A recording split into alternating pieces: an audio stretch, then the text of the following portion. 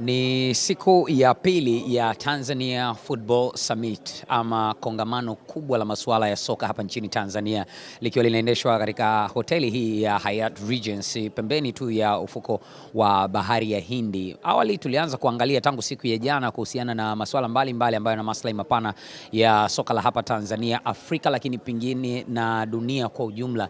Na hii leo ilikuwa ni hatua nyingine ya kuingia kwenye mjadala na midahalo mbalimbali ambayo imelenga kujenga zaidi, na swala la kwanza lilikuwa likihusiana na swala zima la namna ambavyo soka letu linaweza kukua kupitia masuala ya udhamini na namna ya kuendesha hizi timu kupitia hao wadhamini na vitu mbalimbali, na namna ambavyo pengine timu au soka mashirikisho kwa namna ambavyo yanaweza kutengeneza uchumi wake wenyewe binafsi wa kufanya soka lisogee mbele, kwa sababu kama ambavyo tunafahamu ni kwamba soka la sasa hivi duniani, kwenye dunia ya kwanza, ya pili na hata ya tatu na huko kwingineko, linategemea zaidi kuhusiana na masuala haya ya kifedha. Kwa hivyo swala hili lilisimamiwa mapema asubuhi ya leo likiongozwa, ama mtoa mada mkuu alikuwa ni Senzo Mbata ambaye ni mshauri mkuu wa klabu ya Young Africans. Unafahamu alikuja hapa nchini akiwa ni afisa mtendaji mkuu wa Simba Sports Club, baada ya hapo akahamia Young Africans akiwa ni mshauri wao mkuu. Kwa hiyo leo alipata nafasi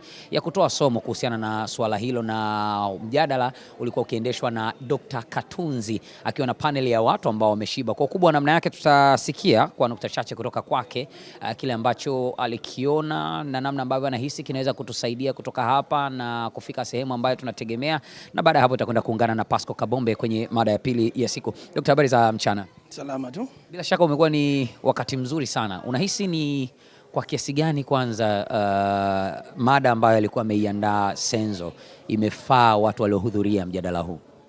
Asante. Mada ya Senzo ilikuwa inahusu mambo ya revenue generation au upatikanaji wa fedha kwa vilabu vyetu, na ni mada ambayo imekuwa ina manufaa sana kwa sababu summit imekutanisha wadau mbalimbali. Tunacho chama cha federation ya TFF hapa, lakini pia tuna viongozi wa vilabu mbalimbali, tuna sponsors hapa, na tuna watu ambao wanashughulika kwa namna moja au nyingine kuhusu michezo. Kwa mada hii ilikuwa ni muhimu sana kwao kwa sababu tunaamini kwamba funding ndio kitu muhimu sana katika mpira wa miguu. Hasa kwa mpira wa miguu sasa hivi umebadilika, sio kama zamani. Kumbuka Tanzania zamani tuko na amateur football, lakini sasa hizi tuko kwenye professional football. Kwa fedha zinahitajika kupata wachezaji wazuri, lakini pia kuhudumia timu, lakini vile vile usafiri wa timu na vitu kama hivyo. Kwa hiyo naamini kabisa kwamba topic ambayo leo ameitoa Senzo ambaye ni weledi sana, kama ulivyosema, amekuwa CEO wa Simba, amekuwa CEO, sasa hivi ni mshauri wa Yanga.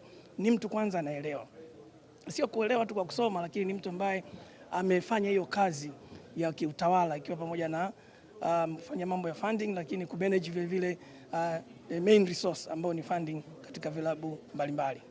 Upi ni mtazamo wako Dr. Katunzi kwenye swala hili, kwa sababu kwa namna moja ama nyingine imefanya hasa kwa ligi yetu hapa kuona tuna timu 3 mpaka 4 ambazo ni dominant. Timu za taasisi kama hizo za kijeshi, polisi hawana shida kwa sababu ni serikalini zaidi. Kuna baadhi ya timu kama Yanga, Simba, Azam FC zenyewe zinajiweza, lakini kuna za chini kwamba inawezekana hata hizi timu kubwa zenyewe hazitengenezi faida hivyo ya kujiendesha zaidi. Ipi ni teki yako kuhusiana na swala hili la kiuchumi kwenye baadhi ya timu, hususan timu ambazo zinashiriki ligi kuu? Asante. Ni kweli kabisa, hizi timu 4 ndio zimekuwa dominant, zimetawala sana kwa sababu ya financial muscle. Ni timu ambazo zinakusanya mapato, lakini vile vile timu hizi zina washabiki wengi. Na washabiki wengi, Simba na Yanga nafikiri wanagawana nusu kwa nusu kwa wapenzi wa mpira wa miguu. Lakini Azam vile vile inamilikiwa na mtu ambaye ana uwezo. Hizi timu za majeshi tunasema zinaendeshwa na majeshi. Kwa hiyo kitu kama mishahara inakuwa sio shida. Lakini katika mada ya leo wamezungumzia pia timu ndogo zina nafasi ya kuweza kupambana na uhaba wa fedha, kwa sababu tunaamini kabisa, na kama Senzo alivyoeleza na wachangiaji wengine, kila timu ina uzuri wake, kila timu ina advantage yake. Hata ametoa mifano kama timu za mikoani kusema kwamba our sponsors ili aweze kusponsor timu anaangalia ni nini atakipata, what is he going to get in return, kwa sababu our sponsors wengi ni wafanyabiashara nao wanatengeneza faida. Kwa hiyo wanaangalia ile timu imejipangaje. Na mambo ambayo yamezungumzwa ambayo nafikiri ni ya msingi kwa hizi timu zingine ni kwanza kuiendesha timu kiweledi ili kuweza kujenga confidence ya yule sponsor mwenyewe, kwamba anapotoa pesa zake anahakika kweli timu itafanya nini, itazitumia ipasavyo, lakini timu vile vile itaisaidia iperform, kwa sababu at the end of the day timu ikiweza kuperform, hata ile brand ya yule sponsor kweli inaweza kuonekana. Kwa hiyo swala sio kwamba timu kubwa au timu nne, lakini timu hizi nyingine ziangalie jinsi ambavyo zinaweza kutumia vitu vilivyo navyo kuweza ku-attract sponsors. Nakushukuru sana Dr. Katunzi. Asante sana. Naam, na nilikuwa nikizungumza na Dr. Katunzi ambaye alikuwa mwendeshaji mada mkuu baada ya ile mada ambayo ilikuwa imeandaliwa na Senzo Mbata kuhusiana na masuala ya kiuchumi kwenye ngazi ya vilabu, namna ambavyo wanaweza kutengeneza faida, namna ambavyo wanaweza kukusanya mapato zaidi, namna ambavyo timu ndogo zinaweza kupata wadhamini na kujitoa kule ambako walipo, hata kusaidia kuikuza performance yao kwenye ligi moja kwa moja. Hiyo ni kwa sehemu ya kwanza ambayo ilianza mapema asubuhi ya leo majira ya saa 2 mpaka wakati ambako watu walienda kupata breakfast kidogo. Sasa hivi tunavyozungumza tayari wajumbe wamerejea ndani. Ni summit kubwa kabisa ya mchezo wa mpira wa miguu Tanzania, Afrika Mashariki na Kati, Afrika na dunia kwa ujumla. Kama nilivyokujuza awali, mimi naitwa Hashim Ibwe. Hivi sasa twende ndani kwenye ukumbi wenyewe tukaungane na mwenzetu Pasco Kabombe kuelekea kwenye mada ya pili ya siku. Shukran sana Hashim Ibwe, tumepata vizuri, lakini pia tumepata vizuri mara baada ya kuzungumza na moderator. Na muda huu basi watu wanajiandaa kwa ajili ya mada ambayo itafuata kwa sasa, ambapo inahusiana na masoko na udhamini kwenye soka, ambapo kwa mujibu wa ratiba ya awali ambayo tulipatiwa, alikuwa mtoa mada ni Kevin Twisa. Kwa hiyo bado tunasubiria kuona ambaye ni nani hasa ambaye atakuja kutoa mada hiyo husika, lakini bado hatujamuona hapa ukumbini mpaka sasa. Lakini hiyo ndio mada ambayo inatakiwa kujadiliwa kwa sasa.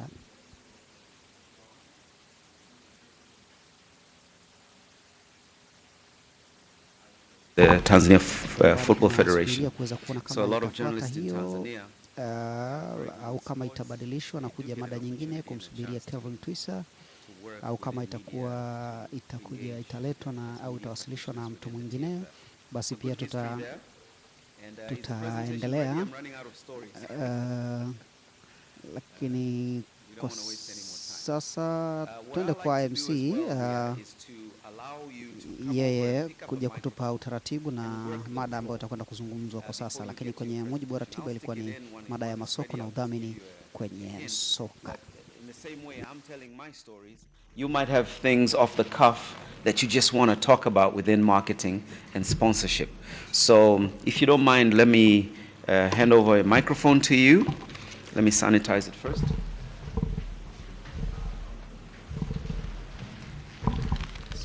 Are we almost ready?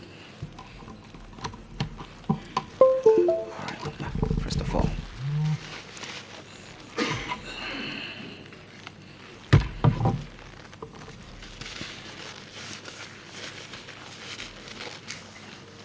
All right, that's sanitized. Very good. Feel free to first walk the floor.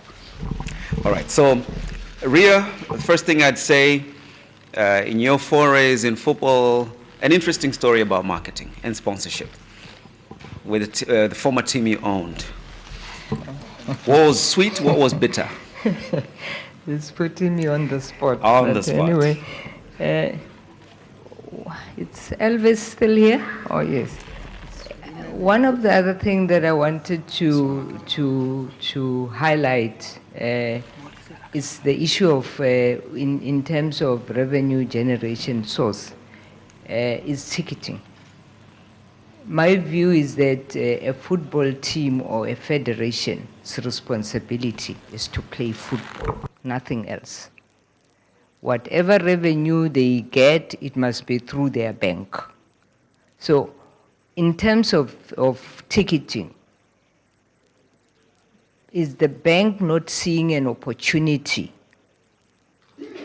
to create an opportunity at an ATM for supporters of Simba, supporter of Yanga, to go to an auto bank and get their ticket instead of getting their ticket at the stadium or getting a ticket at a CompuTicket. Because then CompuTicket should take 10% of the money and then give the federation the rest of the money or the club. But if the ticketing is at the bank, my money is already in the bank. I have lost a lot of money with gate taking because the cashiers there can sell one ticket to 100 people.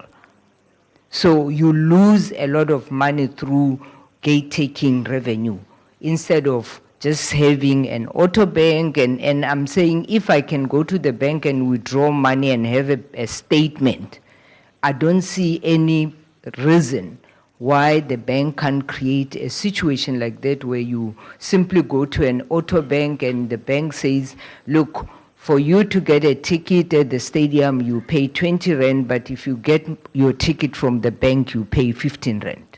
So you can imagine how many people will be coming to the auto bank to get their tickets. And ATM are all over in the communities and everywhere else, instead of people even coming to the stadium late, you know, when the game is already there and you see the queues there because people want to get in. I just wanted to check, and unfortunately Senzo is not here, because I wanted to also for him to try and see if it is possible, you know, to get with partnership with the bank to be able to do so. That's one of the comments that I wanted to comment. We are going to talk about, Senzo spoke about the revenue generation source, and one of the revenue generation sources he spoke about, he gave us a number of them. Transfer of players and all that, but one of the others was an individual and sponsorship.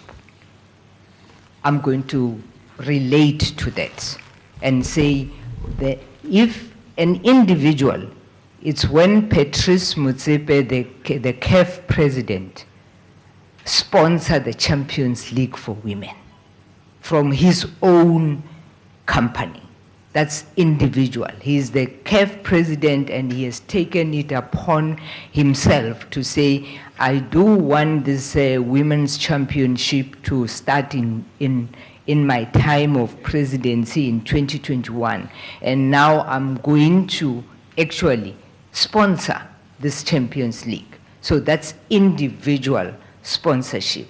Now I'm going to talk about how do you then go to a sponsor? What is needed for us as clubs, for us as federation to approach a sponsor out there? And I think it's a problem for a lot of federation and a lot of clubs in regards to going to a sponsor. Going to a sponsor, it's not only to write a presentation, to write a proposal.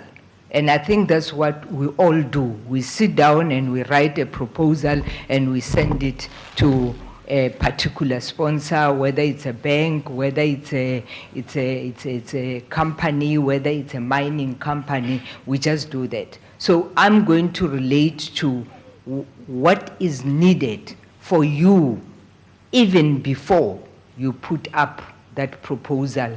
For what do you need to do? What should you do before you do that?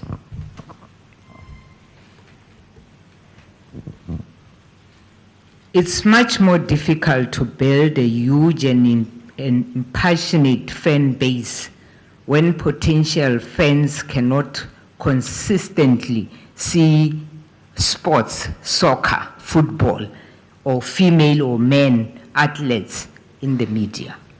It is very critical that we have those social media that Senzo was talking about. The sponsors want to see something.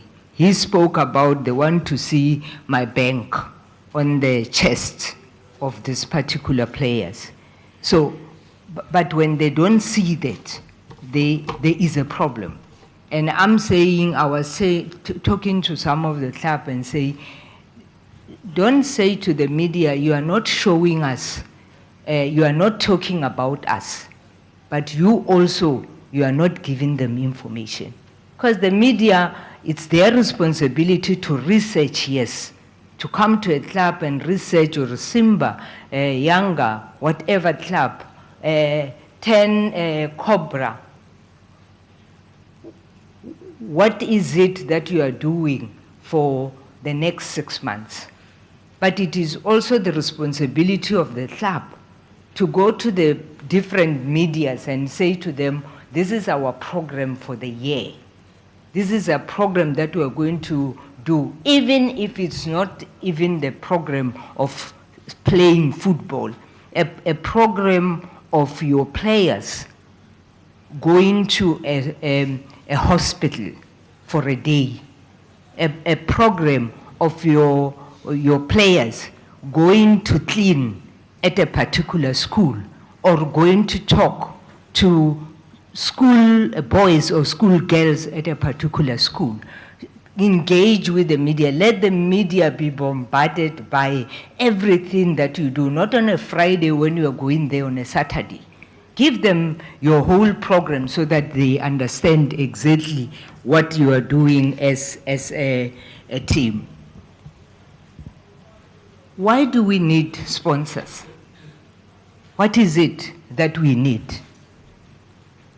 Why do we need to have sponsors as a club, as a federation?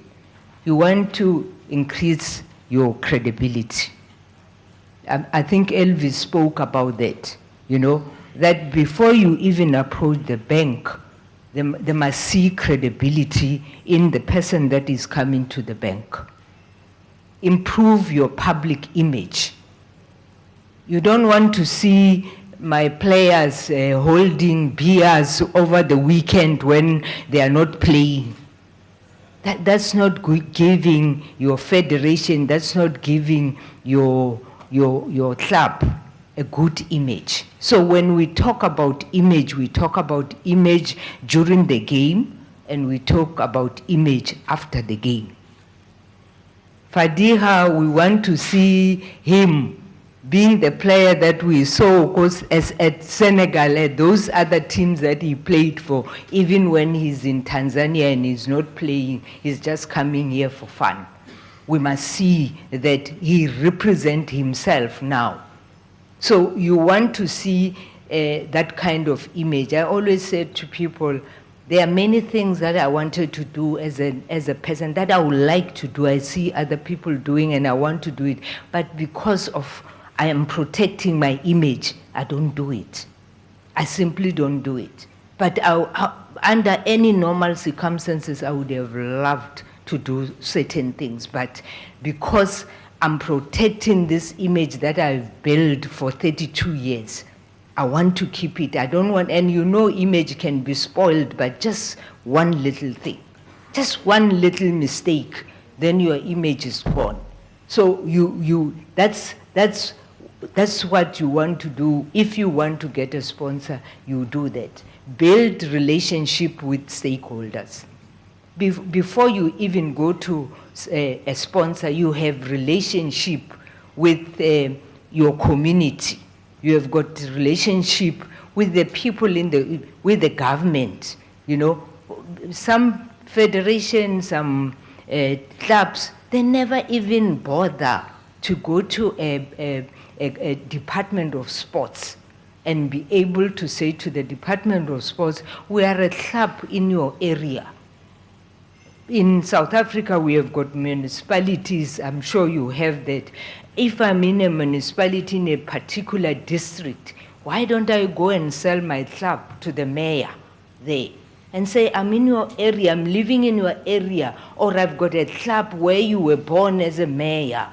Can we do something together? Those are the kind of relationship that you build with stakeholders to assist you financially. That's what Elvis was talking about, where the bank comes on board because of your credibility as an individual, not even as a club. They might come as a club and say, let's look at your corporate governance. What Sia was talking about, let's look at your employees.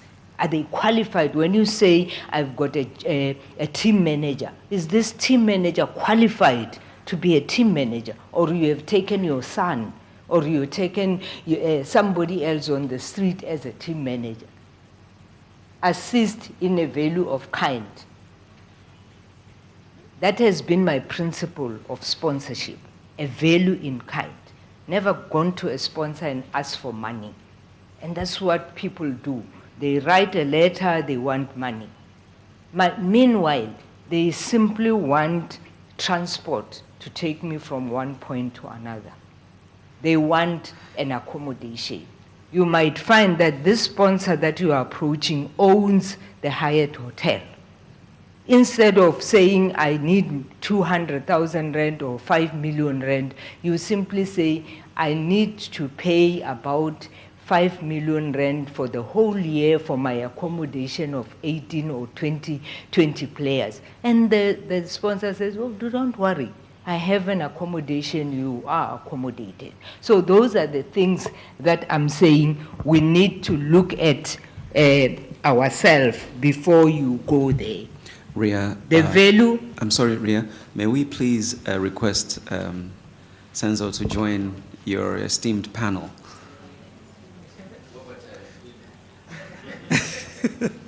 We'll talk about it. Thank you. Please, Ria, continue. Thank you. The value of the sponsor. You must research. Google. Google has got everything. You know, when you want something, Google. You will get the answer. So when you think of a sponsorship, you must also think of the value that that particular sponsor will want from you, and will you be able to provide it? Senzo spoke about value for money. Sponsors don't just come in and give you money for nothing.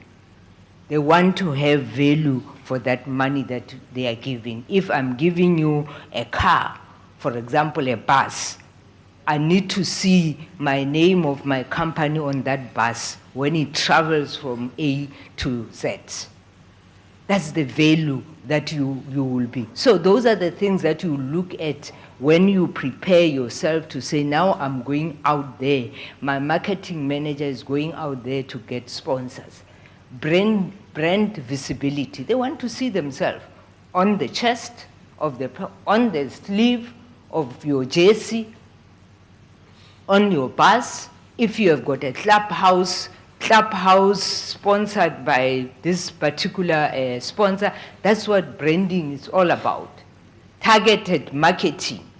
If you say to the bank, Elvis, if I'm a team, smaller team, I don't have a sponsor, I come to you, I say, Elvis, I've got 5,000 supporters, registered supporters, and I want these 5,000 registered supporters to be banking with you. You have given him 5,000 revenue that comes to the bank. And the bank with that, I'm sure any bank will come on board. But we don't use our own supporters that we have to just go and sell ourselves. Because some supporters can be ambassadors of those particular company. You have Fadiha coming to the bank every Friday. And he's standing there, everybody wants to come to that bank. If I'm banking with him, no, today I'm going to meet with him, I'm going to take a picture with him. Those are the things that you need. Increase. The sponsors want to increase their sales. The bank wants to have more people banking with them. The companies that give you something, they want to see sales. If you say, yes, I need your accommodation, but all my supporters will come and book at this particular hotel when my game play.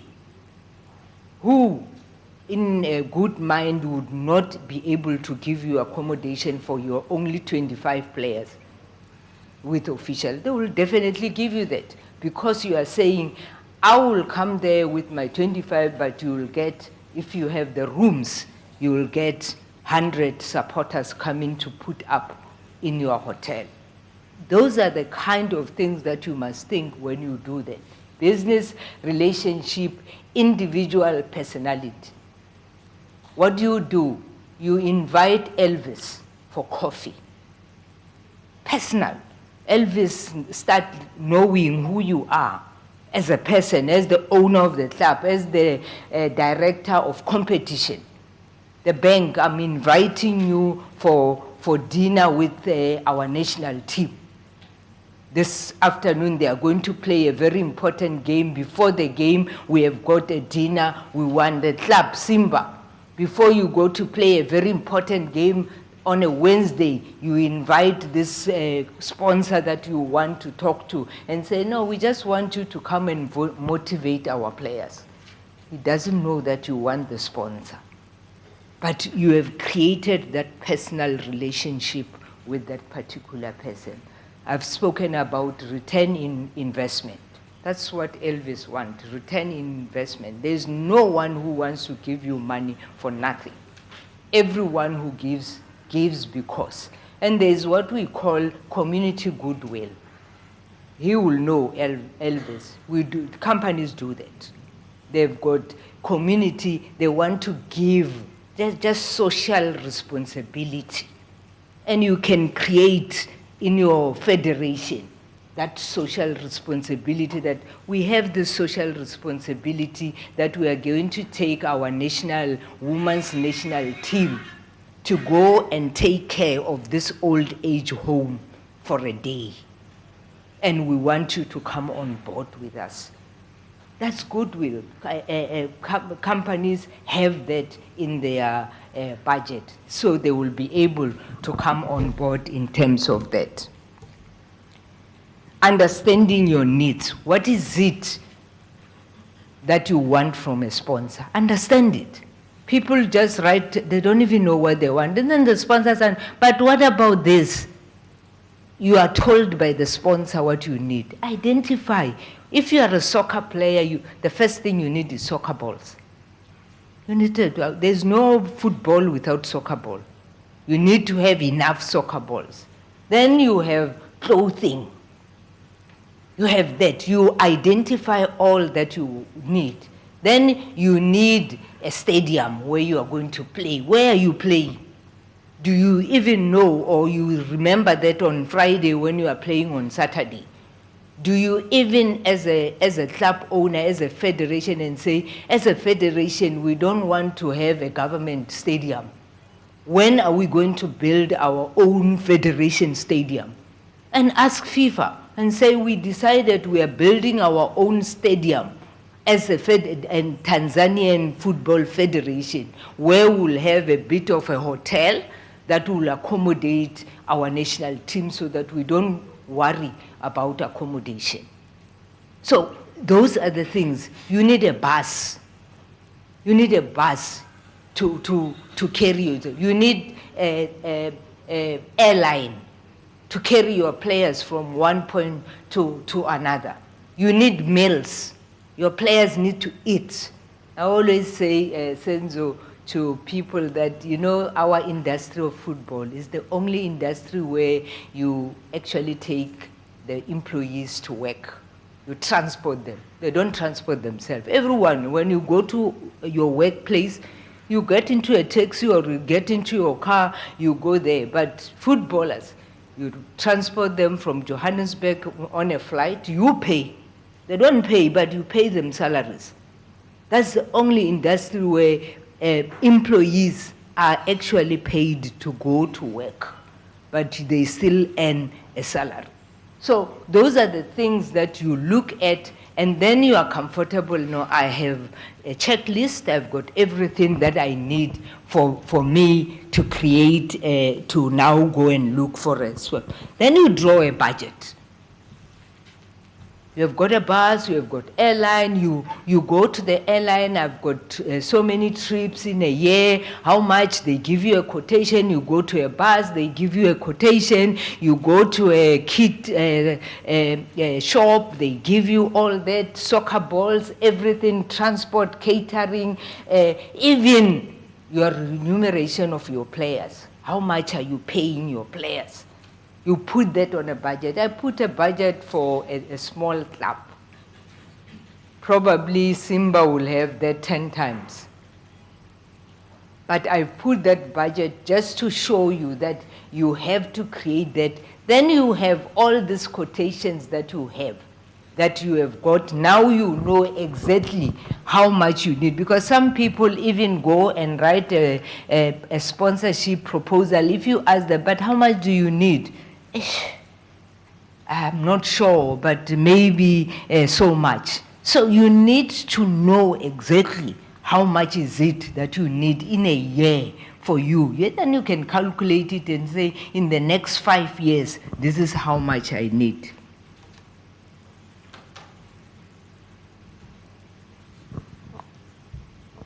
Who will fund this course? Ask yourself, if you need a bus, who will fund it? If you need a way, what do? Then you start identifying those sponsors. And how do you identify them? You know, I've got the bank. You go and Google the bank. Look at the objectives of that bank.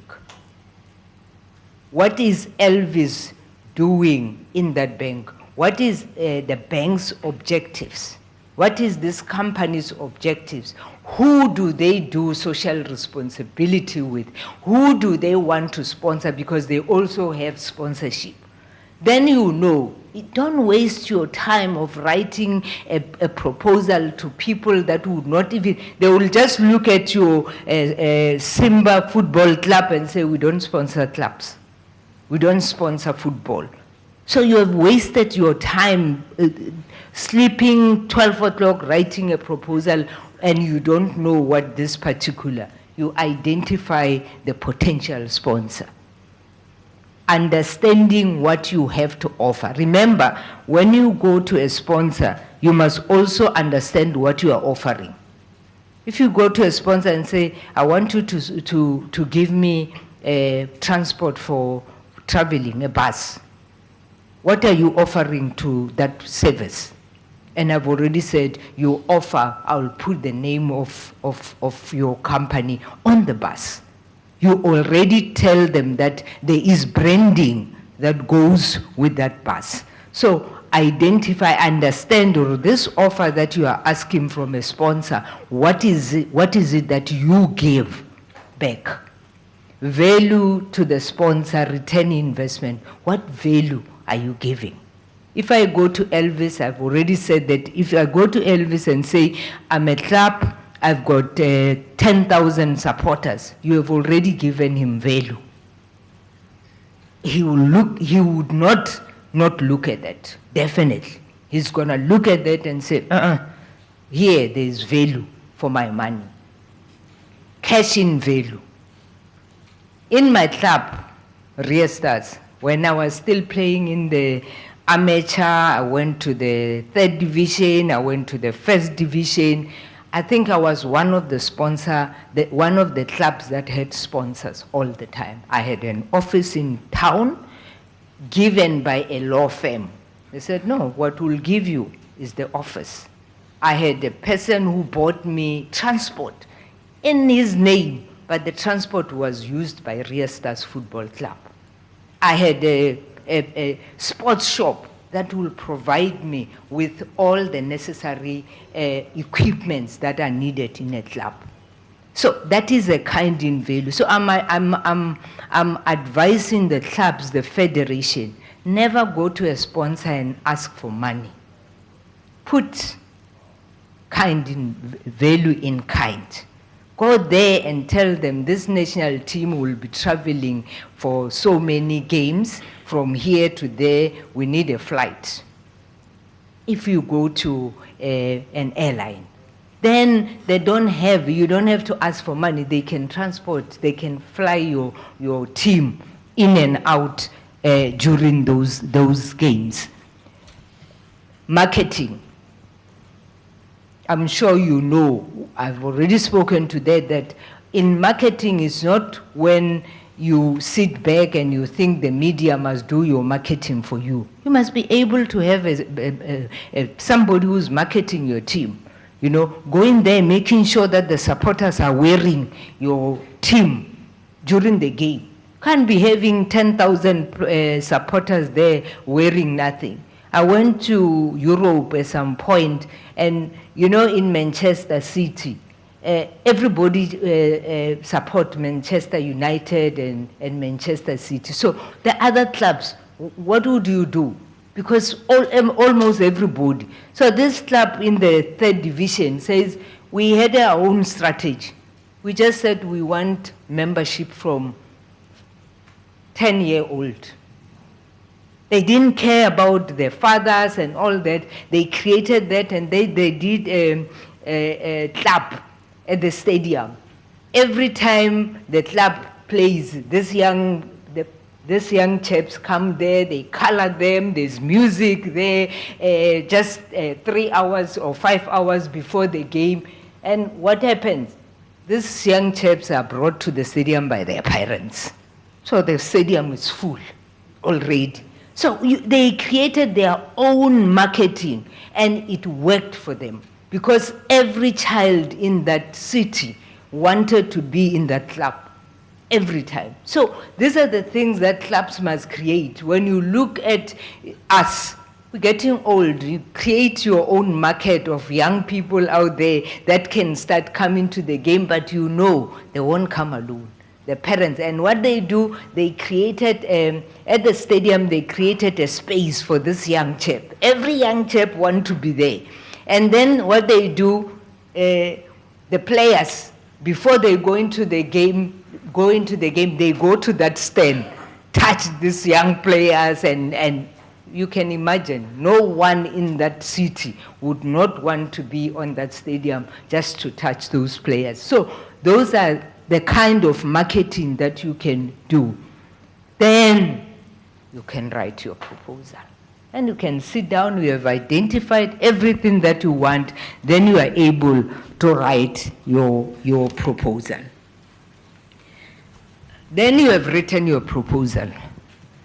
And I've said to the lady yesterday, not everybody can present.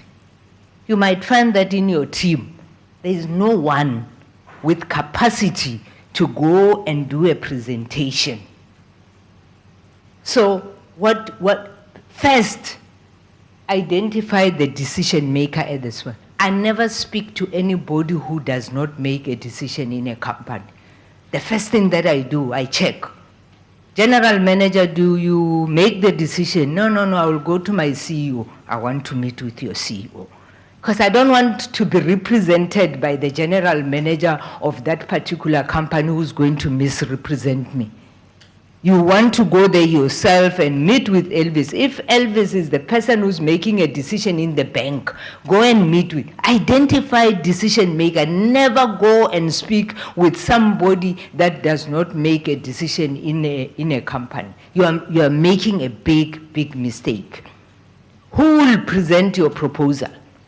If in your company, in your club, in your federation, there is no one with capacity to go and present, there are many people outside. Ask them. Ask somebody who is in marketing. There are companies in marketing and strategies. Ask somebody. The lady said, yeah, but when you ask these people, they say, if I want 5 million rent, and then the person says, but then you will give me 2 million. I said, no. What you tell that person, you say, no. I want 5 million. If you want your 2 million, you must add it on my 5 million. Go and present it, then it's your 5 million. But you can't take my 5 million, because if your budget is 5 million and you ask somebody to go and ask for 5 million, and the person says you give me 2 million, you are now underpaid by 2 million. So and that's how sponsors work. I tell them I want 10 million rent for the next year. Then the sponsor, the company that will, the marketing company will then put their percentage on there, and they will get their percentage, but it does not affect my budget that I've given them. So I said to her, that's what you do. Ask that person to put whatever he wants on top of what you want. And if he's a good presenter, he will be able to get that. Dress code. Look at me. Am I not dressed like I'm presenting today? You see? So I said yesterday, you don't go because you are in the football, then you wear your techies, you go and present to an airline. You get there, they even pass you because they don't think you is the person that is coming to see us. And they ask the receptionist, who are these people that are sitting there? You know, because of the dress code. Dress code is very, very important. That is why you see the team, every team, they want to look good. And they play good when they look good. You can't give your players lousy clothing and you expect the results. Dress code is very important. You must look presentable when you come there, they must feel or they want to associate themselves with you. Because in fact, you are showing them that the image, I'm coming here with the image that you want to see when we have a relationship. So people must have no reason to say no to you because just the way you presented yourself on that particular day. The presentation must always be short. Don't go there and spend an hour telling people about your team. No, short to the point. 20 minutes, it's enough for you to do a presentation if you know what I've spoken about before. Don't go there and bore them with things that are not necessary for that particular company. 20 minutes, you are done and say questions. And then the company says, hi, we have no questions. Killed it. They don't know what to ask because you just told Elvis everything that he would have asked. So that's what gives you revenue that you want. Do not leave without establishing if there is an interest. Sponsor, and then thereafter, then they ask you at the office, what do you think? I'm not sure, you know. Determine, hey, is there anything that I didn't say that you want me to add? Then you are sure when you leave there, or no, I'm 100%. How when I give a presentation, I can guarantee you when I leave there, they will have no choice but to sponsor. Even if it's not how much I wanted or what I wanted, but I know for certain when I do a presentation, when I leave that company, I know that they will have no choice to say no.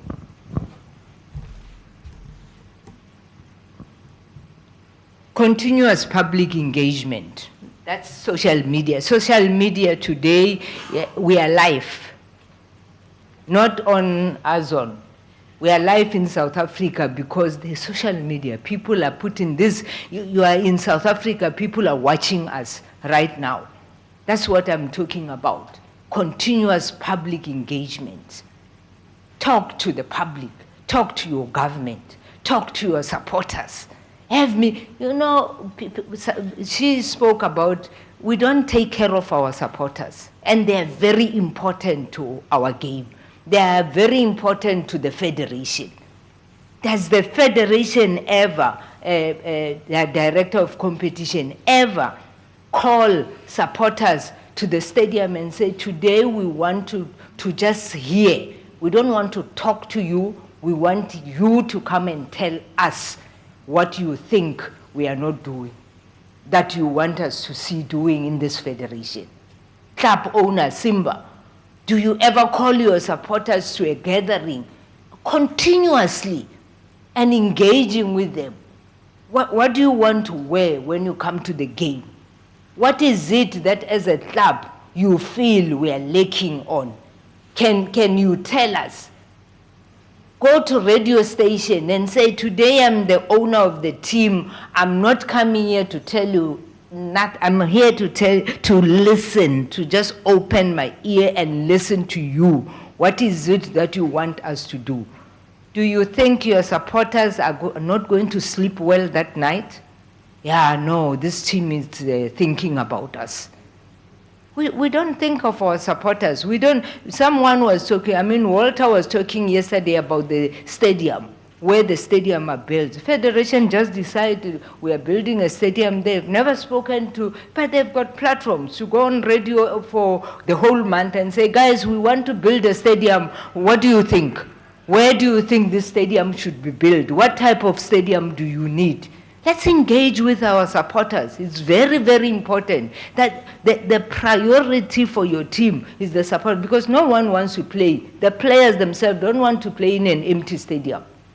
The sponsors don't want to sponsor a team that has got rented stadium, rented supporters. They want to see the stadium full. That's where the sponsors are happy with it. Those are the social medias, the magazine. You can do your own magazine in the club. Get somebody to do your own magazine. Whether it's a 6 months magazine or it's a monthly magazine, it is important. Profile those players, profile those girls, profile those your employees. We have got a general manager who's qualified. Look at him, profile him. This month, next month, profile the director of competition. Look at what the director of competition has done for 2021 while we are in COVID. Look at what we have done as a federation or as a club. In stadium engagement, announcer. You have got so many young people that would like to announce. You come to the stadium, it's quiet, there's nothing, there's no music, there's simply nothing. The supporters are full in the stadium, there is no announcement, there's nothing. But you have got young upcoming announcers that can be able to talk about a lot of things. You can even talk about your club. This is what the club is doing. This is what the federation is doing. This is what, when everybody, you have got 10,000, 20, 50,000 people in the stadium, use that opportunity to be able to take your message of your club right there. I was telling them also that in my foundation, on the 18th of July, it's Nelson Mandela's birthday. He was to be 103. And my foundation said, look, we're going to do something significant. We are going to buy 103 blankets, and we are going to distribute them to the needy. To the needy. And what I did, they did the poster, simple, I throw it on my social media. This is what we are going to do. Can we all contribute to this exercise? I can tell you, within one day, I already, and those blankets were 159, but I went to the company and said, look, I'm contributing this to this cause. Can you give this blanket for 100 rand? They said, no, we can give it for 110. I said, I want them at 100 rand. Then we argued, we negotiated, but an hour later they sent me a WhatsApp and say, no, you'll get them at 100. Within a day, I already had 200 blankets. It was an exercise for 5 days. In 5 days, I've distributed 540 blankets from the public, paying into the foundation for us to be able to do that. What I need to do on Monday when I go back is to go back to those people that actually gave me the proof of payment, to go back to them and say, these are the organization that we have contributed the blankets to. Because you also don't want to take people for granted, that you ask them to contribute, but you don't go back to them and say, your contribution has helped this 10 organization to, where you find a crutch of, 3 years, 2 years, sleeping in one blanket, 3 of them. And they are only 30. What they needed, only 30 blankets, so that each child can have her own or his own blanket. So I'm showing you that the little that you do, even that you can do with your supporters. This is what we are going to do as a team, and let's contribute as supporters. I'm finishing now. I'm done. Thank you.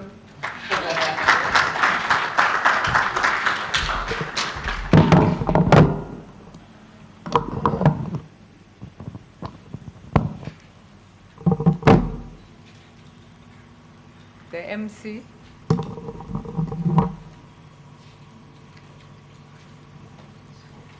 The MC, we done.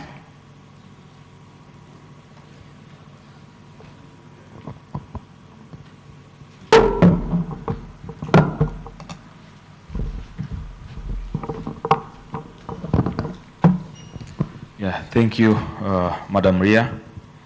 So I'd like to take this opportunity to welcome the moderator of this topic, Mr. Imani Kajura, to proceed with the discussion. Welcome. Man. Yeah, you can proceed. Should I stay? No, sit down. Thank you so much, Ria. Foremost Taj told me Ria will be the moderator. And now, the moderation is turned back to me. No worries. First and foremost, I would like to introduce myself. I am Imani Kajula. I work with EAG Group. Previously, I worked with 3 banks in Tanzania, meaning CRDB, Post Bank, and NMB, so I was ex-banker, but focused in marketing. At NMB, we did quite a lot of work in Tanzania football.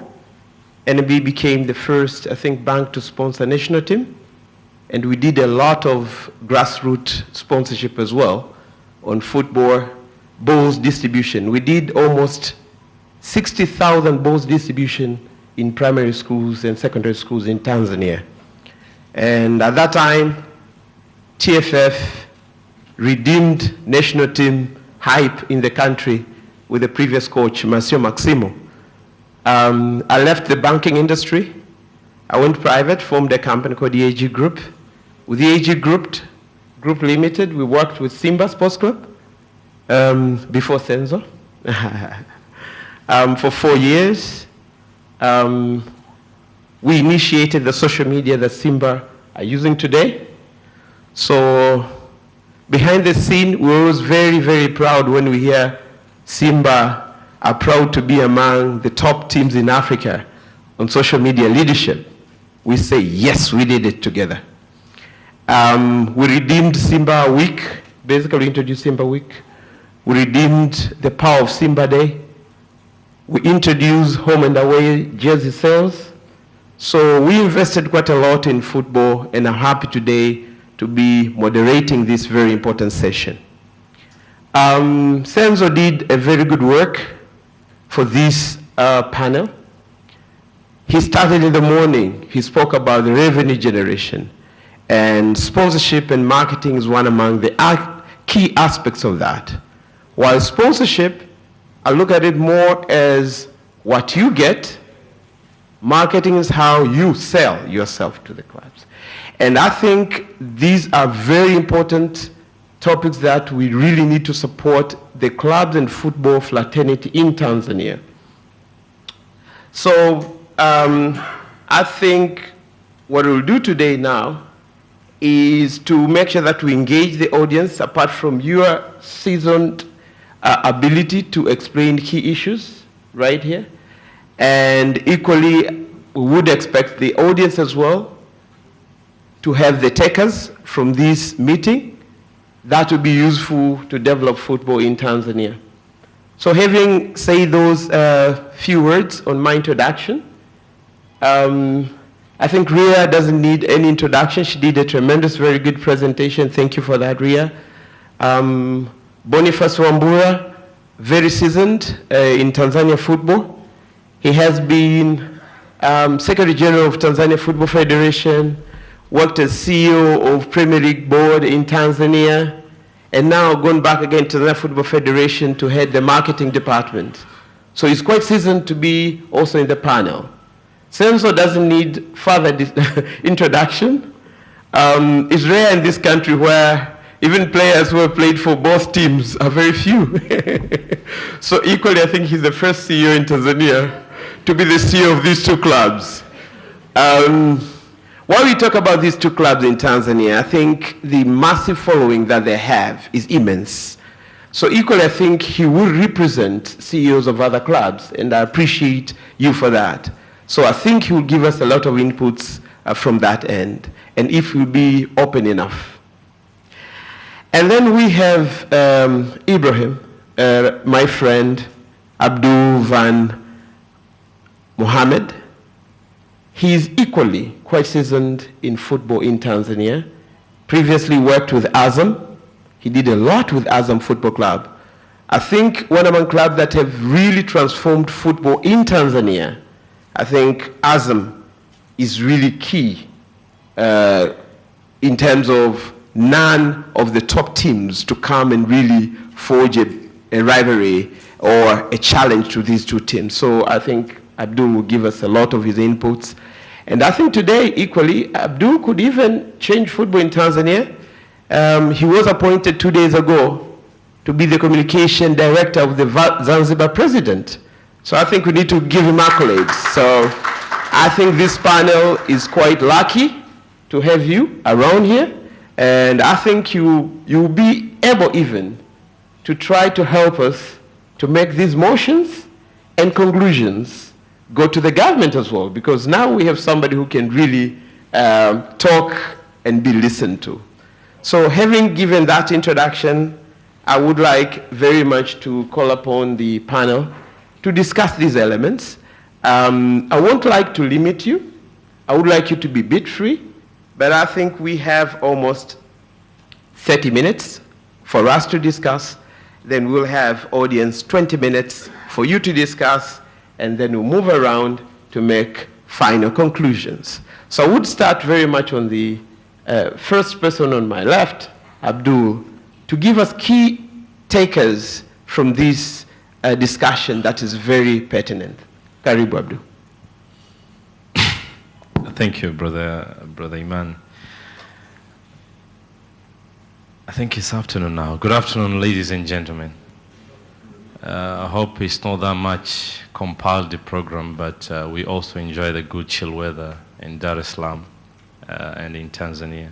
It's not every day like this, Madam Ria. We have some very hot season sometimes. But today and almost this month was a very good weather. Thank you for introducing me. Imani is one of our very senior in the marketing. And he introduced one of the things which, as of today, we celebrate in the marketing. And what I always say in football marketing, we have to get first the beliefs from the decision makers. So I remember a time when he was at NMB, we enjoyed it because he was one of the few people, giving that to the top management of NMB Bank, the believing in marketing, football marketing. And today we have a lot to tell from that. But also on myself, as a CEO of Azam Football Club, I remember we did a lot. We had a very good contract with NMB. By then, I think NMB was among the first bank in this country who had more than 1 billion shillings sponsorship for a football club in Tanzania. And later on, the bank which I'm also now serving as a non-executive director, CRDB Bank, also tried to penetrate into the football, but Madam Ria was presenting the added benefits about the banks which can give back. And I will tell you, just to give you assurance and beliefs, I think CRDB even installed the entrance machine in most of the stadiums in this country. Zemadadi will help me, and we introduced that as a way of capturing people. They can go and buy tickets from the ATM, but it was not a success story to tell. There was a lot to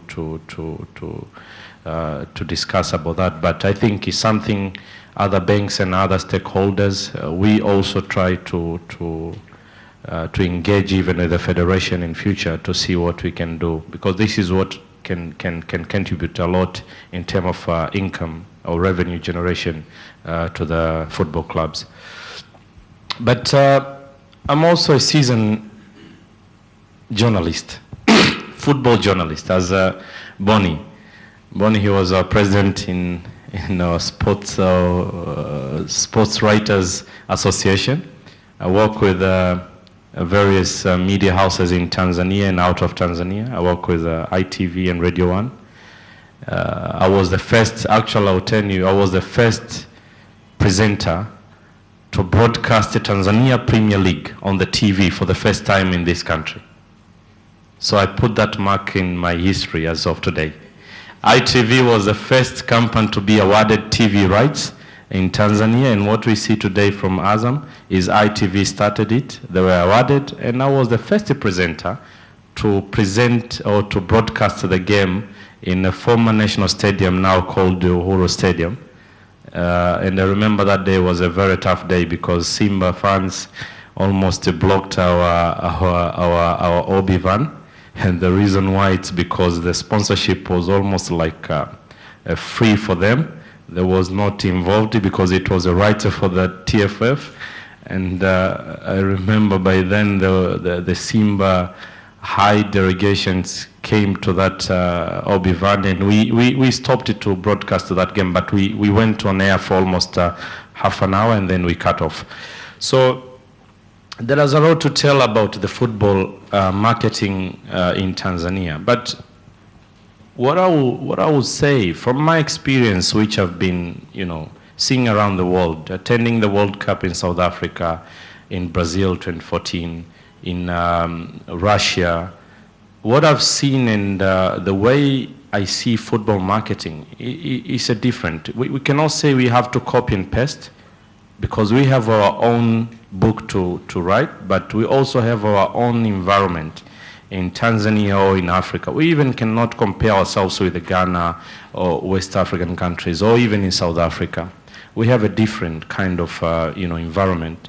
One thing about Tanzania, we have one of the luckiest thing, people love football. They are passionate about football.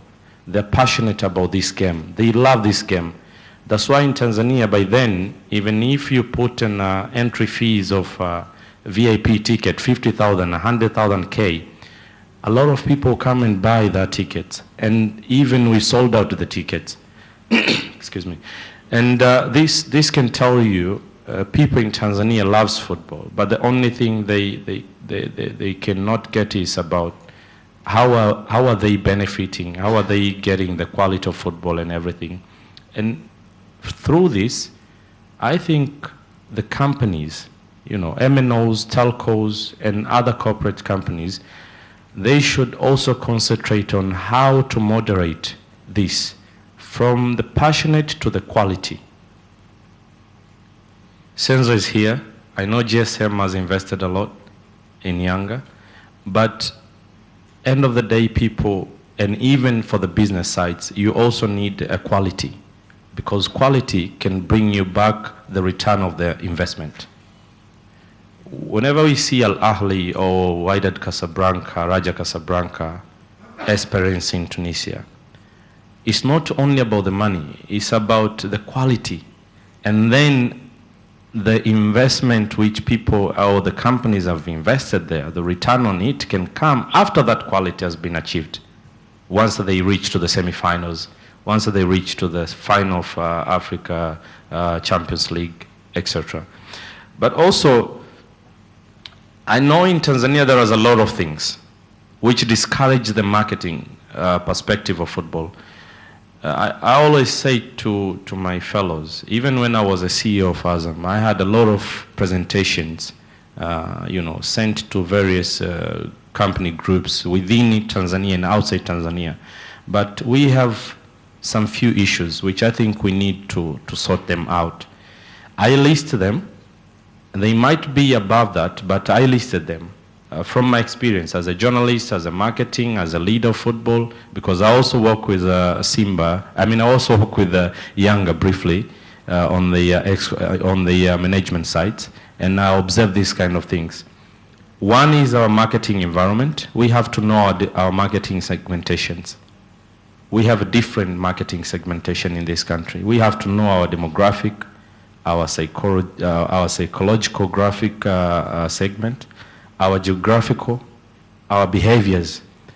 Today you cannot bring the game of Yanga versus Coastal Union in Tanga and then you put the same amount of value of ticket of someone who's going to place Yanga and Mbeya City in Mbeya. You know, that is a kind of what we call a segmentation. We have to check on the demographic, but also the behaviors.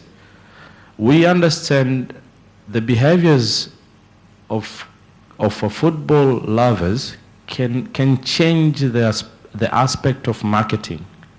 So where and when to bring these games? Simba and Yanga should play on the same time. Are these games supposed to be televised? You understand? Those kind of things. Some of the games not need to be televised. I mean, I would declare my interest. Yes, I was the director of marketing or commercial director for Azam TV. And on our management, sometimes I always say that I think we have to opt the option what the UK EPL have been taken. Some of the games don't need to be televised so that we can encourage some other people to go to the stadium, and then we can bring that kind of a return to the sponsors who needs to see people on the stadium and do that we call experiential marketing, you know, activations. Because I know, I mean, the companies like banks, MNOs, this is what they want. They spend a lot also on the TV ads. But sometimes they need road shows, you know, during the game to bring people, to give them some experientials, activations, and this is what we have to consider. But also we have marketing decision makers to believe in a marketing. This is one of the key things issues which discourage the football marketing in Tanzania in a very high degree. The value of marketing. Value of marketing is something also discouraged our football marketing, because we have players here play outside the country like Mbwana Samata, but is he having the same value when he's coming to Tanzania? I'm not happy when I see Mbwana Samata maybe drops a deal or the company decided not to renew the contract with him, while he's one of our very high profile players and he's still active players in other places in Europe. But also, are we believing in the marketing? This is something we also need to check. Another thing is our journalists, the media, the newspaper, the way they write the story. They discourage. We came up to have a very high values of our players, while the reality is not.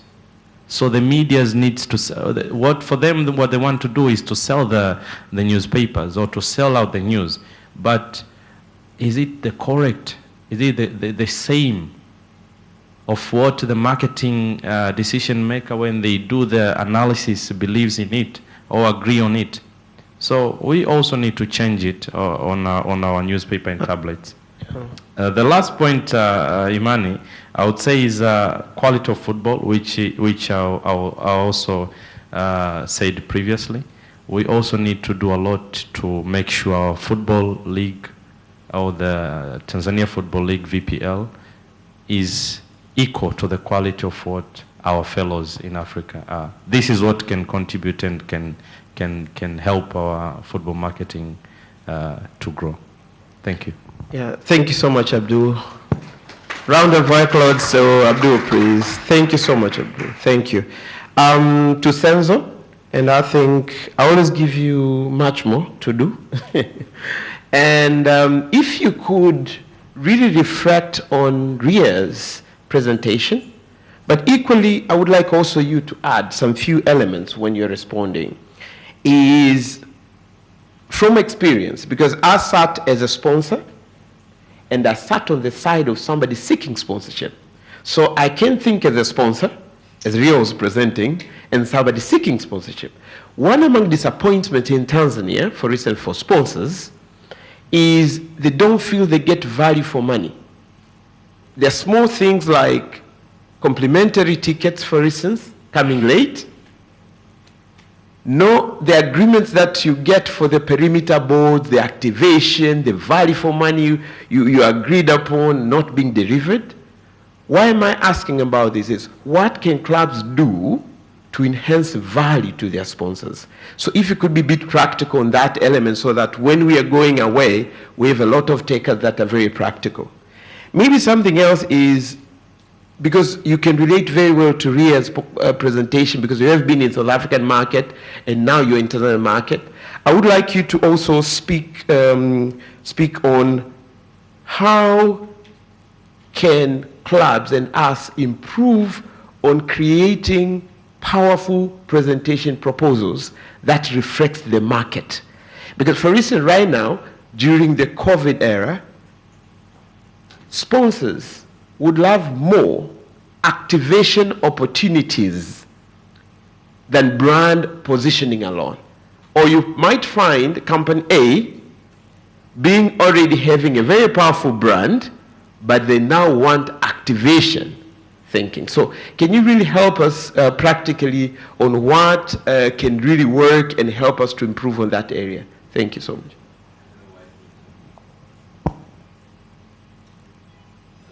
Hello? I don't know why me, the difficult ones are coming to me. Thank you very much for the comments from you, colleague. And just to shoot right at it, let me, before I comment on Madam Ria's presentation,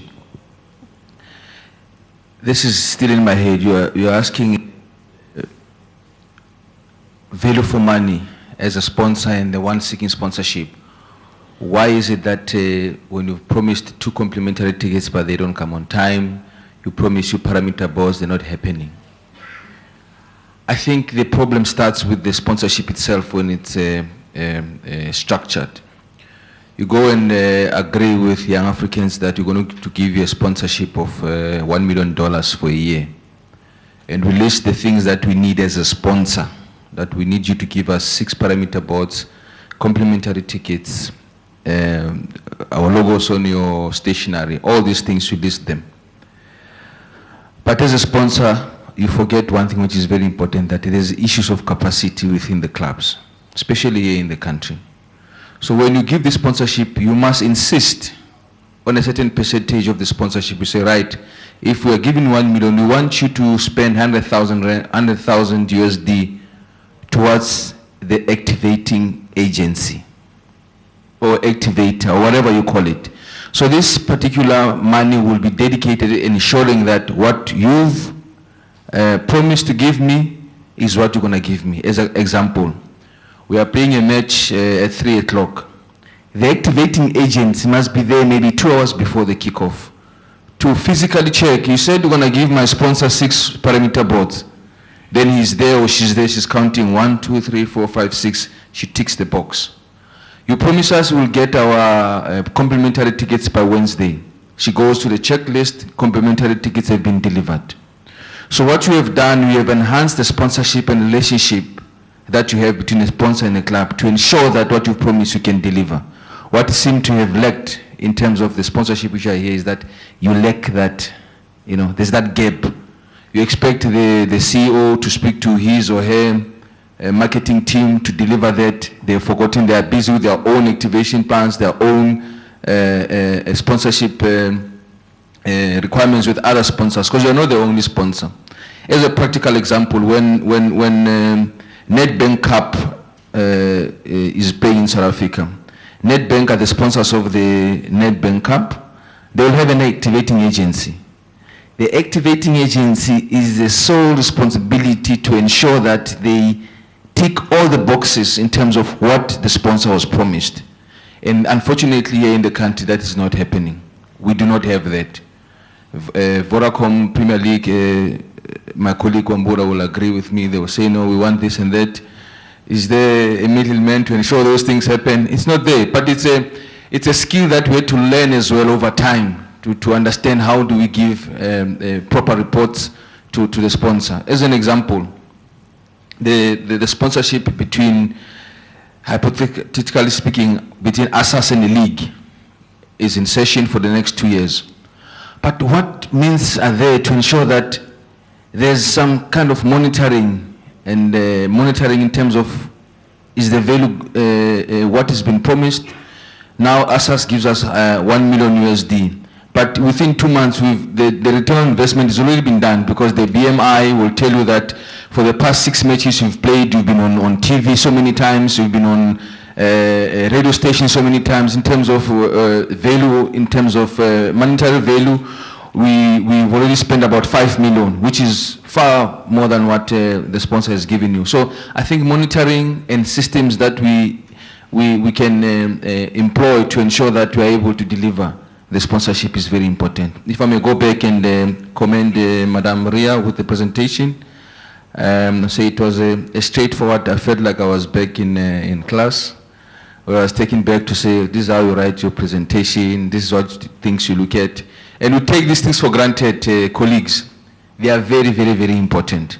You know, my takeaways there is that you need to know who is my potential sponsor. I'm based in Beya, it's cold, I need transport, I need this, you know, I'm far from everything, so my immediate sponsor should be somebody who can give me bus for me to travel to my matches. I'm based in Dar es Salaam, I need a training ground. We've got few in the city. So my immediate requirement is find a suitable training ground for my team. So we've identified exactly what are my potential sponsors, who are the people that I need to speak to, so that I can look after the needs of the club. Also know your needs more than just the practicality of operations of matches and stuff. Understand yourself in terms of within the space that you're operating. What is it that you can offer? You are the only person who can be on TV. You are the only person that is spoken about. You are the only person that radio wants to speak to you. So you've got some value that you are offering to your sponsor within the area that you are at. You know, and the last, what I've picked up from your presentation, Maria, is that you must be frank and clear of what you want. Don't be ambiguous. Don't come to us and tell us, no, I need a sponsor, I need this and that. Just be clear. This is what I need from you. I've looked at your objectives. You are so big into women capacitation. You are big in education. So we are coming here. We want you to sponsor our girls for the next year's tuition, for their education. Please assist us. So you are very clear, not ambiguous. So sponsorship is just not about wanting, but it's about understanding what are your needs and how you want to get about receiving those needs. Also, I made a note that marketing is a very broad term. I'm very excited that there are gurus here who can really explain the term marketing itself. You know, even myself, I cannot explain it. However, I have an idea what that marketing is about. You know, the big thing is about branding. You know, the way the rivalry team has branded themselves, being part of it as well, we're very aggressive in terms of going out to the world. Our branding exercise was that we must be known.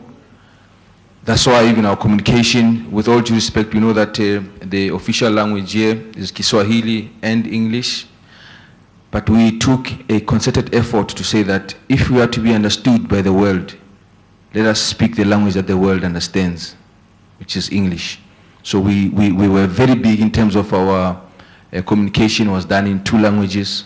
Everything we did, we insisted on doing it in 2 languages. We started a website, it was in 2 languages. That we can take for granted, but that it took the brand to the people, it took the brand beyond the borders of Tanzania. You spoke about the recent COVID-19 that is taking place.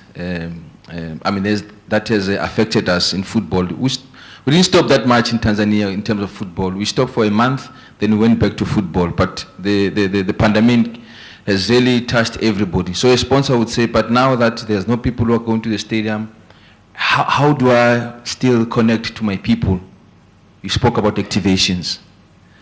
That is an old way of doing things which is still relevant till today. You need to activate a sponsor. You need to activate. For example, there's a, please don't take this negatively, I'm giving an advice. We know that on Friday, there's an Azam Sports Federation Cup draw. We know that we've got a draw on Friday. The draw will be at 11 o'clock. But we don't take advantage from Monday. Because from Monday, it must be about Azam Sports Federation. These are the teams that will be going on to the draw.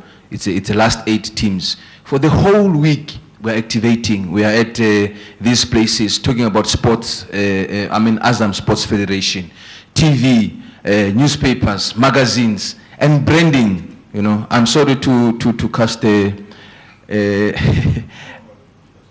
yeah, please, I'm protected.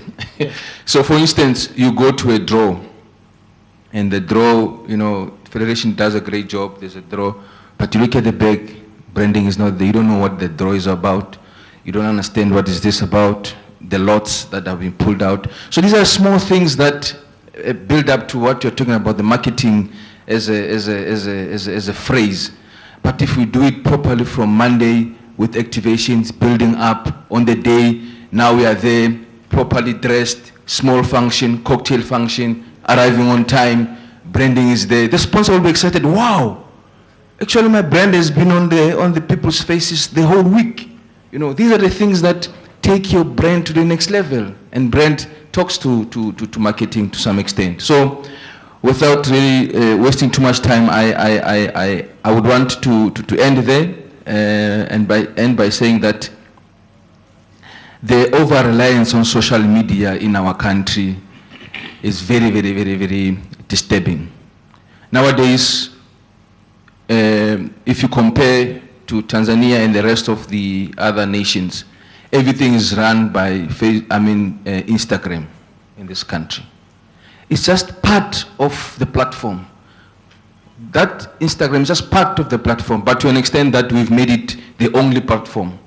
I caution that we need to move away from thinking that Instagram is the only way to go. Instagram is part of the things that we can do to improve and ensure that the sports marketing is properly managed and is properly run in the country. Asante. Thank you so much, Senzo. You stole a bit of very good accolades to him. Thank you so much. You did the task before I asked you. Thank you. Senzo spoke very practical about what we should improve. You know, we can easily say clients want value, sponsors want value. Senzo broke that one into very simple language. And one thing I would like to add that Abdul spoke is the essence of segmentation. Even social media, they have segments. Instagram is for segment. Facebook is for segment. TikTok is for segment. So you can't focus only on one. And I think most members spoke that we need to get this meeting to the next level. And maybe that could be digital marketing, another aspect, because this is quite a broad topic. I would like to welcome Boniface. Boniface, I want us to be very practical always. Our clubs need TFF support. So first and foremost, I would like to really elaborate to us, how will clubs benefit from your very able ability as the Football Federation to enhance their ability in these two key areas, the marketing and sponsorship? Because remember, these top clubs and able clubs can be able to do these two functions very well. The small ones will really suffer to do that one. So first and foremost, how do you support them, first and foremost? And if you could reflect on Ria's presentation within the context that you feel it's quite important that TFF can really put up. Karibu. Thanks, Mr. Kajula. And thanks, Madam Lia, for your very good presentation. Of course, it was a football experience you have. I appreciate for that. Good afternoon, audience. As introduced before, I'm Boniface Wambura. I'm Director of the Legal, Media and Marketing with the Tanzania Football Federation. I've been in football for about 10 years, working with the TFF, from media and the communication officer, club licensing manager, competition director. I also worked as acting General Secretary of Tanzania Football Federation for about 5 months. And as I said before, now I'm a legal, media and marketing director. So as Mr. Kajura asked, I wanted to respond. Of course, it was my point to respond to the presentation of Madam Lia on two aspects. I want to talk about the two aspects. One is the credibility of the institution. You talk about the credibility. And of course, that is a TFF focus to the club. If we are not credible, don't expect it to have sponsor. Sponsors need to work with credible institutions, credible clubs. Why credible? Because on expecting of the returns of investment, it also needs an image of the institution. When the institution is credible, which means the image is there. So they can be associated with the club, they can be associated with the institution. You know, the sponsors, they are very, very serious on image issues. When something comes up which is negative to them, you will know. You will see how they are reacting to that. So to the clubs, our appealing to the clubs is that if we wanted to have sponsors, you need to have credible clubs. You run your affairs according to the regulations, according to the law. You have audited accounts. What I just insist is a good governance. If you are running your club considering the good governance, you will always have the accounts. And from my experience, it comes a time that you have a sponsor. And sponsor, believing on credibility of the institution, is going to give you some amount for sponsoring. Maybe you are talking on the national team. But when he finds out that you are not spending the money accordingly, if you are going to renew the contract, is where they usually introduce clauses that they want audited accounts on the money they spend on your federation or your club. So this is very important. We are, as a federation now, we are insisting on the implementation of the club licensing. I know the clubs here knows about club licensing. You know about the club licensing. There are criteria that you have to fulfill to get licensed to play for Premier League or First Division or Second Division. So that's my point, my first point on the presentation. But the second one is stakeholders engagement. You talked about the feedback from the stakeholders. I can tell you, TFF, we have social platforms. Whenever we post something which the stakeholders or the supporters are not happy with, you will saw the reaction. If you have time to sit down, to go check your website, check your Instagram, check your Twitter account, you will find out how people are serious following your institution, following your football, following your team performance. And the performance is key. Is key to sponsor. Is where the sponsors see the mileage when the team is performing. So to me, I'm insisting on investing on performance. performance of the team, credibility of the institution. You see, the credibility of the institution that can attract sponsors on development programs. You know, the sponsors are not interested in the youth football, women football. They are interested in giants like Simba, Yanga, Taifa Stars. I'm talking of the national team. But when you are credible, you can convince them to come and invest something on youth football. Thank you, Iman. I think we're all looking forward to go for lunch. And that's why very fast to clap. Thank you so much. Can we clap again to Boniface Jabadi? Ria, I think you'll be responding to the audience. I think we'd like to engage them so that I think we have 15 minutes of engagement. I once again would like to really appreciate Ria's presentation. And one thing that we don't even cement more, she's a woman who is very active in football development as a vice president of SAFA, if I'm very correct, it's South African Football Association. So we are quite happy to have her here. Once again, Ria, we also have a president, a female president right now, yeah? So in Tanzania we say kazi endelee, let the work continue, right? So the audience, I think I welcome you to put up some questions. You can use the microphone there, please. The mic there, please proceed. We have 15 minutes, so if you could be quick, maximum 1 minute, 1 minute and a half. Short questions so that they can respond. Good afternoon, everyone. My name is Shahzada Wali. I'm a lawyer by profession in Tanzania. First of all, I'd like to thank Madam Ria. That was a beautiful presentation. And the panelists, I think you all spoke very well.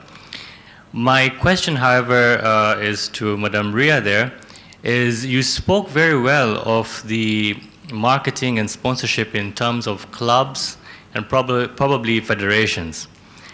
For me in particular, I feel like the biggest challenge we Tanzanians have, or Tanzania has, is marketing and sponsoring our players. When we talk of Tanzania, we only hear about Bwana Samata and sometimes Msuva, but what about the other players? What is your sort of suggestion or idea or recommendation when it comes to promoting the players? Teams like Simba and Yanga have held on to a lot of our Tanzanian homegrown talent, and year after year we see them playing for the same team, Simba, Yanga. And if they're switching to each other again, and if lucky or so, they would probably go to Azam. But these are the dominant teams, and we don't hear about the other teams so much. So I think as a Tanzanian and as a football fan in Tanzania and a football fan generally, I would love to see just the way when we look at international football, when you look at, for example, Senegal, you know, you look at Mendy playing for Chelsea, you know, you look at Mane playing for Liverpool. That's what we Tanzanians are looking forward to. We had a colleague, he's not here, but he said that Tanzania has the biggest passion. Tanzanian players have a lot of passion. You know, kids want to play football in the streets everywhere. Whether it's Zanzibar or mainland, you see football everywhere except for on the international platform. So what would be your recommendation to the federation and to the clubs that are holding on to our homegrown players? How do we market them and promote them so that we can also proudly as Tanzanians say that our first 11 is playing somewhere around Europe or at least in the big teams somewhere in the world? Thank you. Thank you very much. Ria, if you could take questions, then we can respond to them. Yeah? Yeah. So any second, please. Proceed. Your name and then your questions. Okay. Yeah, please.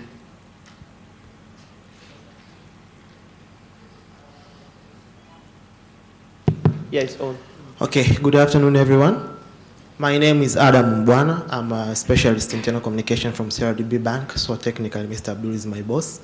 And I'm also a social media manager for some of the athletes here in Tanzania, Cletus Chota Chama and Rally Bwalia to be specific.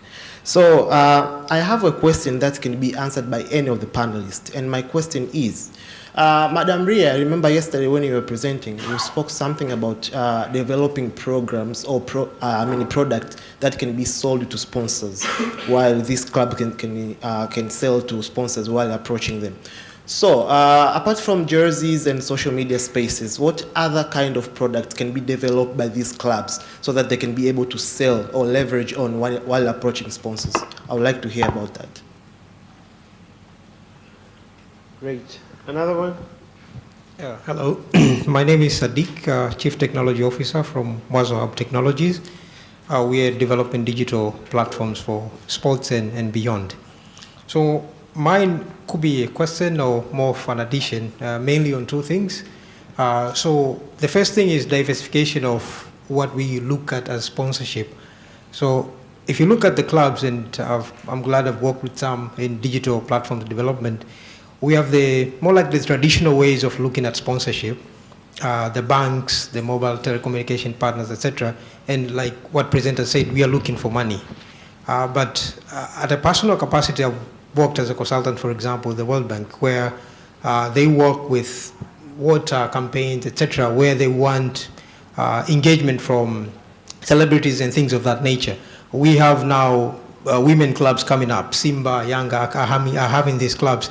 And then you have the health sector, for example, with campaigns on GBV, etc., run by UNICEF, WHO, etc. But you don't see these clubs working with such entities because it's not a traditional way of getting money. We want money from the banks, not from UNICEF, not from WHO. So they might not give you money to build your stadium, but your club image and some compensation of some sort, because they won't use your players for free. So I think to me that is one of the concerns. Are we looking at sponsors from just the traditional perspective? Because we are used to the banks, etc. And what about these other entities that, particularly with the women, because there are lots of things that are happening in the NGO world that we can have our women clubs that we are saying are lacking sponsors, having engaged and be partners. So I think that is one thing. It's more of a comment, and maybe you can add from the practical perspective. But another thing is from the aspect of looking at sponsors versus partners. So we are only talking about sponsorship, but sometimes we don't need sponsors, but rather than partners. And I can give you two practical examples. So when we started building these digital platforms, our vision was to engage clubs into having partners more rather than sponsors. So we started sharing the early data we are collecting from the funds registration. So we shared with a couple of banks and some entities providing insurance. So we had a very clear use case. So we had one of the banks in Tanzania who is supporting what they call savings group. So they go into the streets, they put people together. If you are 10, it's a group. They give you money, they give you business training, etc., and loans. So our use case was very simple. We pitched to this club like, why don't you partner? Because you have branches all over the country with number of people. And you have this bank looking for groups that they want to give education on business and give them loans. So why don't you strike a deal and make your branches accessible to them? So that is not sponsorship per se, it's partnership. But in the end of it, of course, you get the rate will improve because your fans will know that being a Yanga fan or a Simba fan, now I'm getting access to loans from a bank. Actually, that can be turned into more sales on jerseys, etc. It's not the money directly that you want, the 200 million, the 1 billion, but in the end, you have the indirect benefit, the loyalty, they will buy jersey because, of course, you are building their financial capacity, etc. So that was one example. You have 30 seconds. Okay, so the last example was the insurance. So we had a potential partner to transform the membership fee into a life insurance cover, what the banks are doing, etc. But we had issues with these clubs understanding that modality because they're used to sponsors rather than partners. So I think that could be another thing that we need to look at. We don't just talk about sponsors. We need to also consider partners, and we add in value not directly in terms of the money that they give you, but what you get out of that partnership. Thank you so much. The last input, and that should be strictly 1 minute. Thank you. So we have two, because Sadiq, I think, gave a bit of input into what we say, so we have two questions. The first one, if Ria could respond into how can we promote our players, if you could do that quickly, please. Thank you. I think the lawyer there, we also need lawyers in the federation and in a club, because there are a lot of contracts that you have to sign. You know, it's important for clubs to have a lawyer rather than go and outsource outside. But we have spoken about how do you sell your players, how do you sell your team. Engagement. Take those players, have them programs on radio every time. Do magazines. Have a partnership. The young chap spoke about very important factors. Have, as a club, look at the style of your play and then look at the other clubs around the world. Make partnership with them. And then in that manner, your players might be able to go to that particular team at a certain time. That's how you will be able to engage and sell your players, so that the players are known, because it's not everybody that goes to the stadium. You know, some people watch them there. If they don't know the players, then there is no reason to even think of that player going there. So those engagement of the media platform, as they said, all the social media platforms, you can sell your players there. But even the federation should be having partnership out there with other federations, so that you exchange programs in your federation. Same with exchanging programs in your club, in making sure that your players can go to South Africa, to Kaizer Chiefs, and spend a few days or a week there. And when they come back, probably the Chiefs would say, no, can we negotiate about this player? He can now remain with us. So the social media, it's important. Engagement with other platforms is important, and the partnership that the young chap has been talking about, I think it's also important. I just want to touch on one thing that the gentleman said. They tried the issue of a machine at the stadium where you buy your tickets and all that. I think one other thing that you should look at, we normally take supporters for granted. You know, supporters want also value for their money. So if you say to them, they come to the stadium, it's the same thing, you know, in buying a stadium. But if there is a 1 rent, 1 cent or $1 that buying that ticket there, I'm telling you, because of that. That is why players don't come to the stadium, because there is no value for them coming to the stadium. I will give an example of rugby in South Africa. When there's a rugby game, that supporters will be there like 3 hours with price stands and, you know, buying meat there and all that. And I always say, but why can't football copy this, making it exciting, that you don't go to the game 2 minutes or 30 minutes, you go there and 5 hours before, have fun outside. That's what rugby in South Africa do. If there's a rugby game, you go to the stadium, that stadium is flooded with prize stands and music and all that. So supporters want value for money. When you go to the stadium, Simba can speak to a car dealer and say, we want a car. Let our supporters win a car. You know, once in two times in a year, the first term, we have a car to be won. And you win it at the end of the term, of that first term. But then the condition is that your supporters must be at the stadium. They must show that they were been in the. Why wouldn't you have? Because everybody would want to win that car. So I'm just saying supporters want value for money. Thank you. Thank you so much, Ria. Thank you so much, Ria, for very good elaboration. I think the second one was very much from Adam, who wanted to know, apart from just traditional products and services, what more can we really be able to develop? That you wanted us to really share that one. So Can I start with Abdul for 30 seconds? Because say whoever should be responsible if you have input on that one quickly. I think what the guy Sadiq, if I'm not mistaken, his name, he said about the value added. What extra can be added into the football so that can encourage, you know, the football spectators and even the players and everyone, even the fans. I mean, the fans in deep. And he talk about the insurance bit sides of it, the life insurance.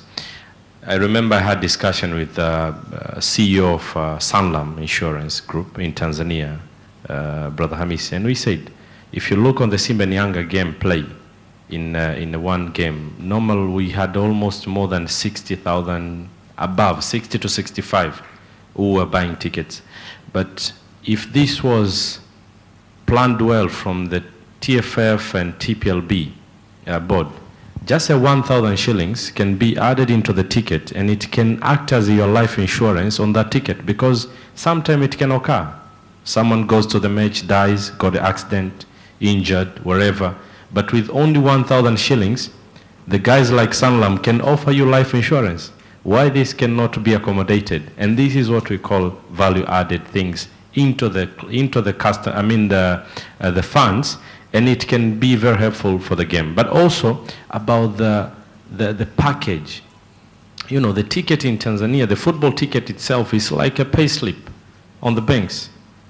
I still have my tickets which I purchased in World Cup in South Africa and in Brazil. I put it as a souvenir. You know, the way you look that ticket, the way it was designed, the printed itself, it's something we have to think about it. But if people buy these tickets, we have to give them some value on it. Thank you, Abdul. Sense if you could react on that? Thanks, Abdul. Other than the added value or value add, I would like to take the question on what other programs we can give to the sponsor other than the traditional ones that we're having. I think today if someone is smart or he can spot an opportunity, one of the biggest things we can take back to these sponsors is education. I'm telling you, if TFF, board league and clubs can come up and partner with universities around here and put together a program, one program on sports administration. In sports administration, talk about sports sponsorship, how to take sponsorship, sports science and medical, which is something that we lack in the country. Nowadays, when your player is severely injured, you must send him to India or send him to South Africa or Tunisia. Those are the opportunities. These are the things to come up with. These are programs you can go to the government, to whoever. So like, how do we establish a sports center in the East Africa, which will be based in Tanzania? So these are the things that are practical that we can do, that we need. It's not like it's a nice to have. We need. Can anyone tell me what is the best clinic here to take my players in the whole of East Africa? So these are the programs that we can start looking at. These are the programs we start in terms of workshops, training programs for just how do you manage a football club. That from just A to B, this is what you need in the morning, this is what you do, these are the checklists, this is the So for me, there's another program we can take to our sponsors beyond what the football traditional sponsorship offer to clubs. Thank you. Thank you so much, Senzo. You know, what does this highlight? It highlights the huge potential on football business. So this is another topic that on its own can be widely discussed and be very useful to clubs and all stakeholders in the football fraternity. Boniface, would you like to react on that one? You're quite fine. So we're almost coming to the end of this session. I would like to give 30 seconds to Ria, Boniface, Senzo, if you've got anything. If you feel like you're finished, it's fine. Abdul, 30 seconds, so that we can really head up for the lunch break. Thank you. Thank you, man. To wrap up from this discussion, I think one thing from the marketing perspective, whether it's activation or revenue generation in a football, it can be done. The only thing we have to make sure we take our own kind of architectures, because even China have their own cars, but Japan produce most cars which have been selling in Africa. We have to build our own marketing styles to convince the marketers, decision makers, and also to utilize it on our ends. In this country, we used to have people like Jela Mtagwa. He is the first person in East Africa players, stamp was having his pictures.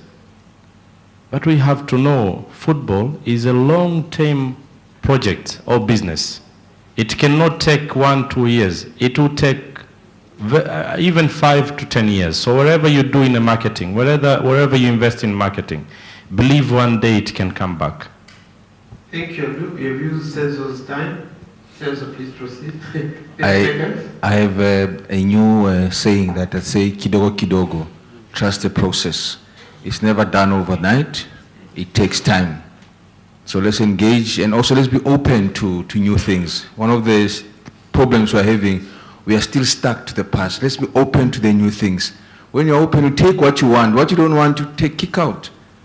So thank you very much for the opportunity, and I look forward to the next session.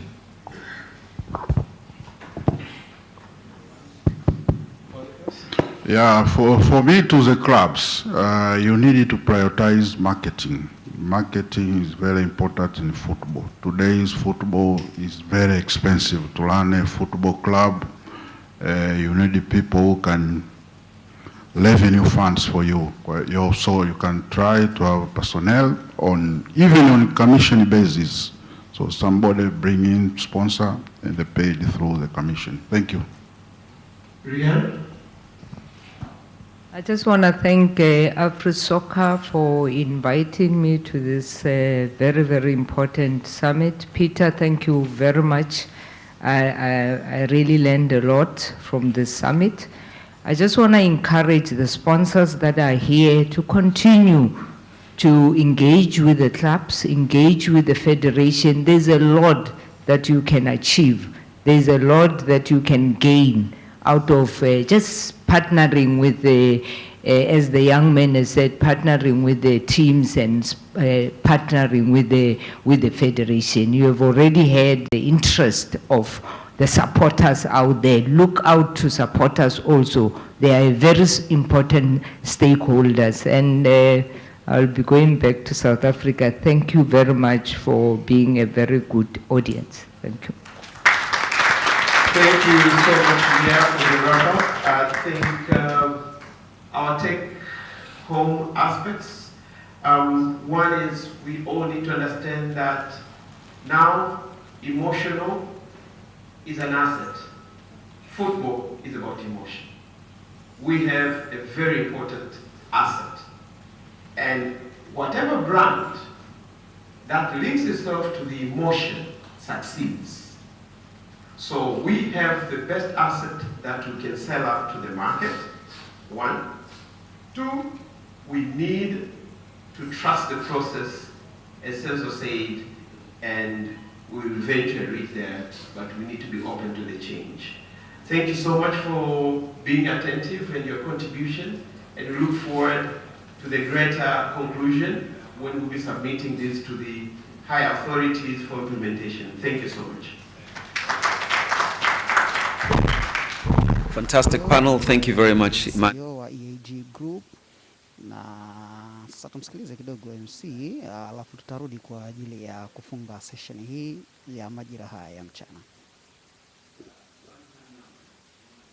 When we come back, it's going to be extremely interesting because the way of the world is the fourth wave, right?